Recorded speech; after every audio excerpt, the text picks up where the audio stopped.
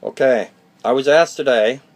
I got a message. Well, I had a message today on YouTube about different color candles, candle representation for like different color candles besides red and black, like for satanic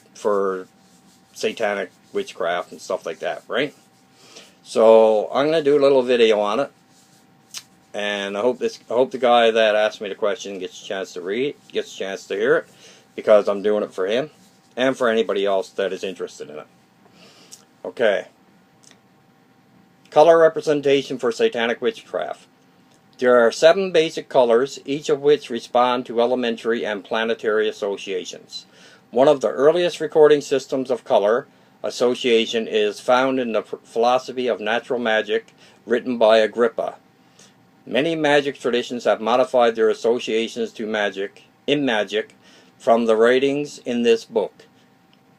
S. Henry Cornelius Agrippa. He got some books out like that he did years ago, many years ago, before, like way back when, like centuries ago, that are really good. Many magic traditions have molded their association in magic from the writings in this book and the symbolism. I have some of them below. This is my description of my own satanic witchcraft for candles.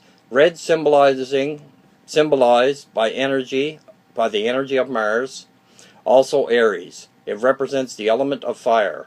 The color red can represent anger, rage, blood, desire, lust, passion, and energy of action. It can also represent leadership or influence. For Satanists, a spell performed with the color red can represent sexual desire, revenge, and aggression magic. It is also useful as a focus of the will to remove obstacles. That's the color red. Color green, symbolized by the energies and influence of Venus, the planet Venus. Also Taurus and Libra. It represents the element of earth. The color green used in spell work can represent gains in wealth, increase, accumulation, security, and new beginnings. For Satanists, using green in spell work can bring you a monetary or situational benefit. You can also use this color for spells of beauty and renewal. Yellow symbolizes by energies and influences of Mercury and Gemini. It represents the elements of air. In magic, yellow is a focus of communication, transportation, transmutation, adjustment, and the mercurial nature of magic, lending its energy in a spell of transforming energy. For Satanists, yellow can add to energy of spell work. It can also influence the mind and intelligence. And blue is the next one, symbolized by the energy and influence of Uranus, also Aquarius. It is represented by the element of water. In magic, it can release to learning, spirituality, idealism, achieving goals, and bringing justice to a situation. For Satanists, the color blue can represent the focus on the spiritual goal or endeavor, or to bring luck to a situation. And the next color is violet. Symbolized by the energies and influenced by Neptune, also Pisces. It is represented by the element of water. This color is often associated with dreams and visions. Visionary work or path working, dream work, the unconscious,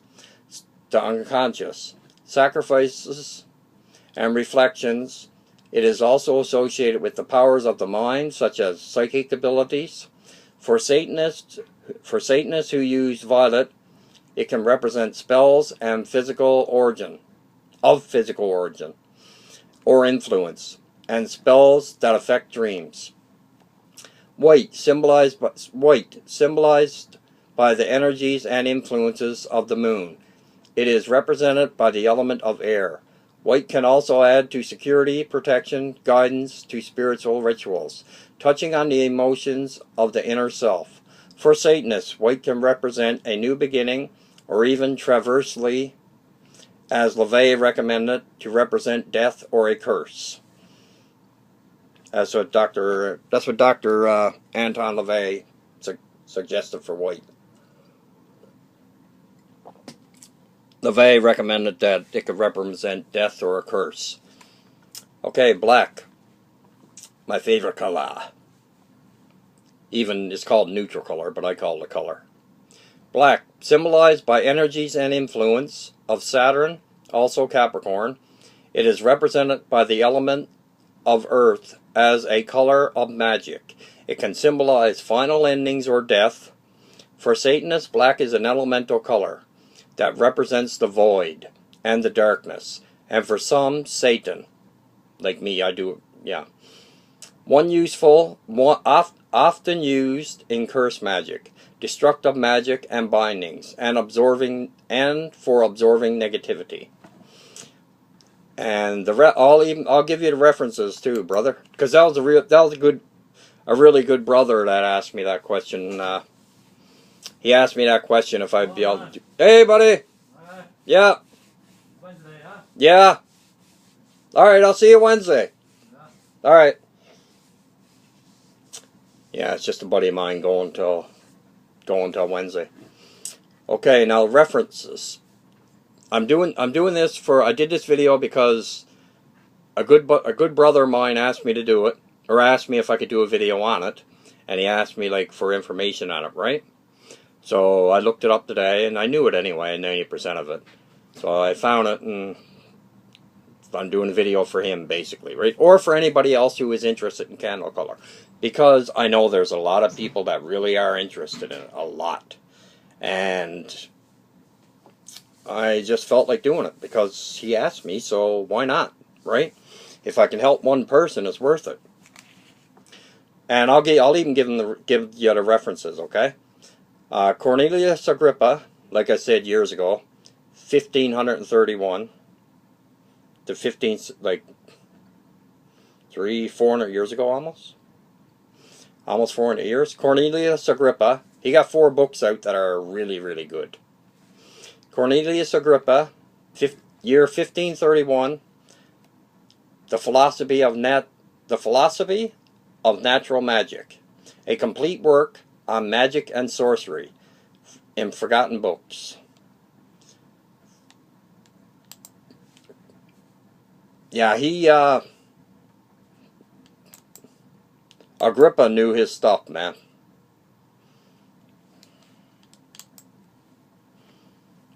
Agrippa knew his stuff, no question about it.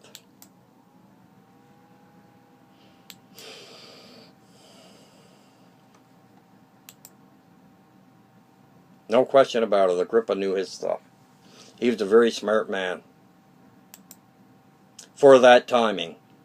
Like, he was another guy that was way behind, he was another man that was way ahead of his time. Like, way ahead of his time.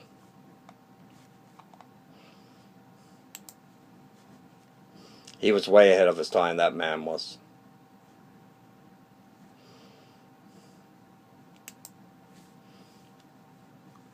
Yeah, and it's pretty much the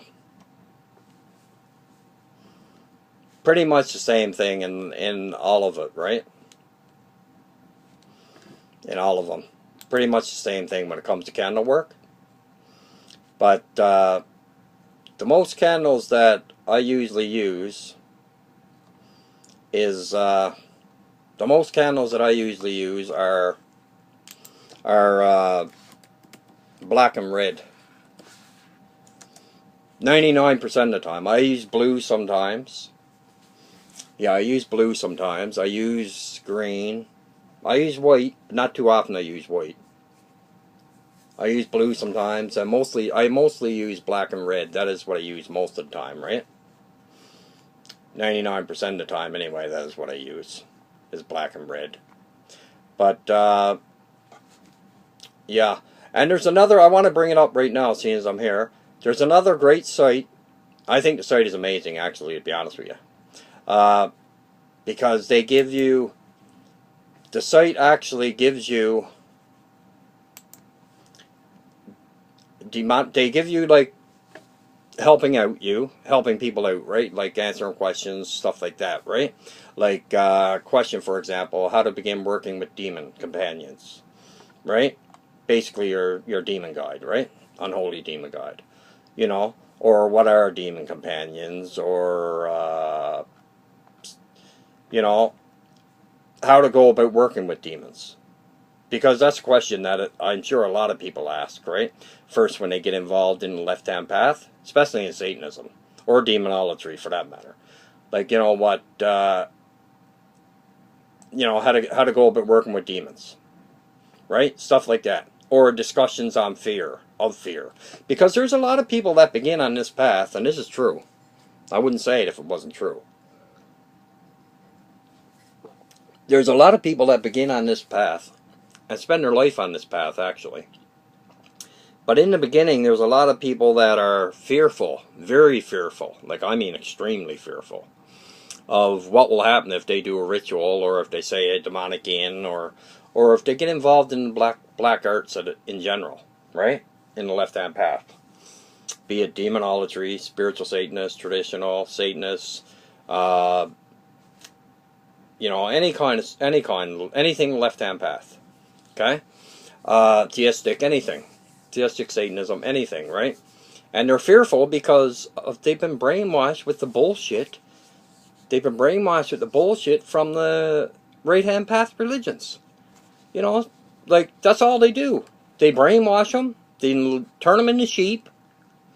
They brainwash them and turn them into sheep, and then if you mention the word Satan, or somebody's a Satanist, or like that there, they make it seem like it's the biggest thing in the world, man. That's the way they make it seem. They make it seem like it's the biggest thing in the world.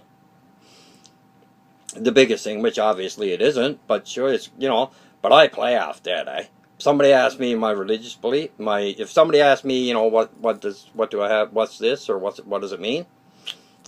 My pentagram, or one of my other pentagram necklaces? I tell them. Not a problem. I'm not ashamed. I'm proud to wear my pentagram. I'm proud that to let people know that I'm a theistic Satanist or traditional Satanist. There's not one bit of shame in this heart or this body or this dome. And there never will be. I'm very proud to be a Satanist.